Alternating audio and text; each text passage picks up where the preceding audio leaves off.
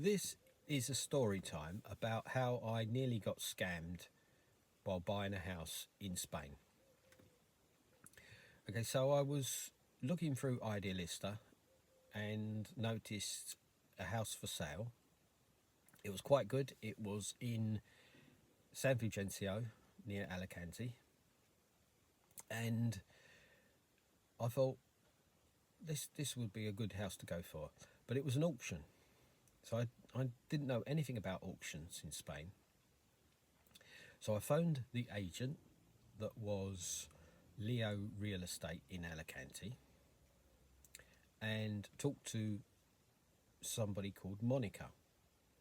She could speak a little bit of English, but we could chat on WhatsApp and understand each other because we had Translate. So Monica explained how the auction would work, and I would have to sign a contract and send a deposit. And she said, don't worry about the deposit. If you don't win the auction or the auction's cancelled, you'll get your money back in 3 days. And if you win the auction, that money would go towards the cost of the house. The deposit was over €4,000. So I thought, I know nothing about this, so I sent the contract to a solicitor lawyer, and the lawyer looked over the contract and he said, yes, this is a good valid contract. And he pointed out to me that in the contract it said, if you don't go, if the auction doesn't go through or you don't win, you get your money back within 3 days. So I said, oh, fine, that's what Monica told me. And I said, is this a normal thing to buy at auction? He said, yes, it's done all the time. It's quite normal. So I got back to Monica. I sent the signed contract back to her and the deposit before the cut-off time for entries into the auction. And later on that day, the auction was going to go ahead.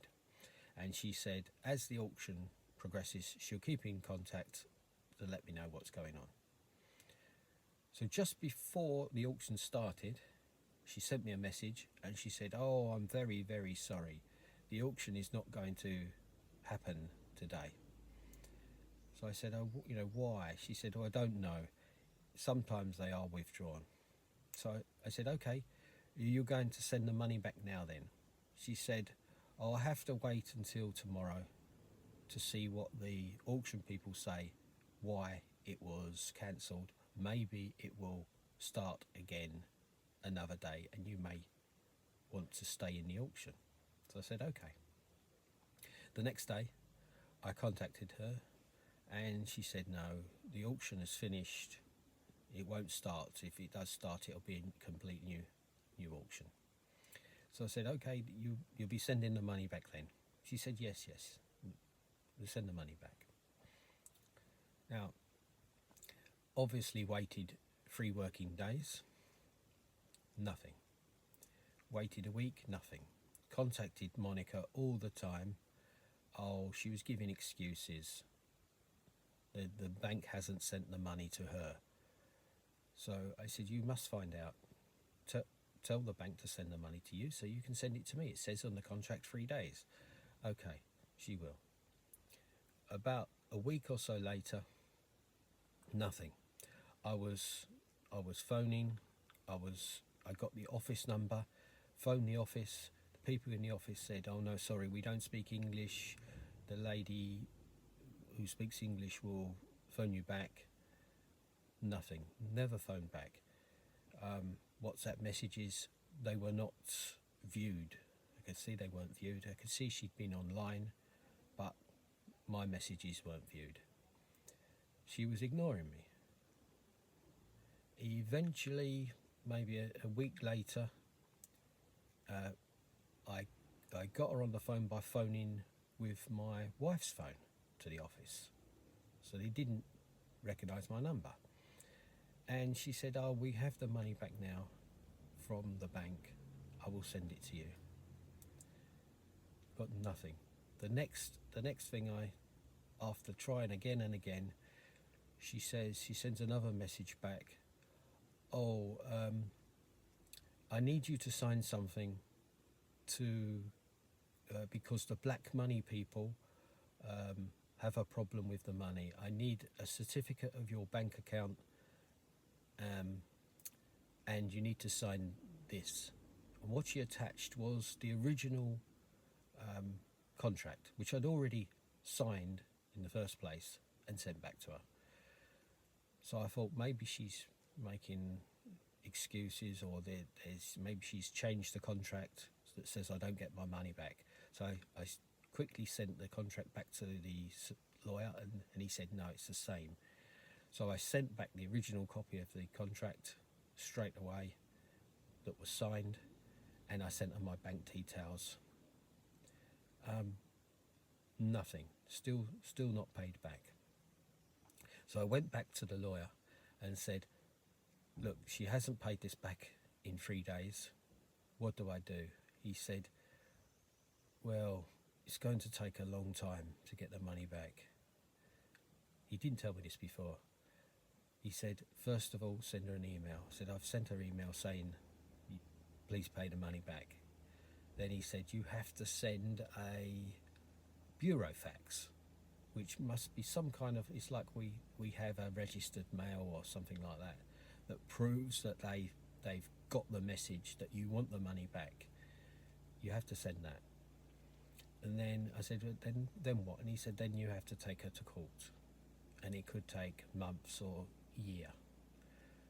So I thought, this can't be right. He's not really acting on my behalf. So I contacted another lawyer, and he was very positive. He said, yes, she must pay the money back. I'll get onto it, don't worry. He phoned them. Obviously he could speak Spanish to anybody in the office. He told them what they must do, and he gave them a time limit. He said, you must pay this back. It was Thursday before Good Friday. He said, you must pay it back by then, or I will take you to court. And come Tuesday, which would be after the holidays, it still hadn't been paid back. It wasn't in my bank. So I told him, and when was it? It was Tuesday morning. He phoned me up and said, hello. He said, guess where I am? I said, I don't know. He said, I'm in Leo's office in Alicante. He said, they've given me the receipt from the bank. They have paid it back now.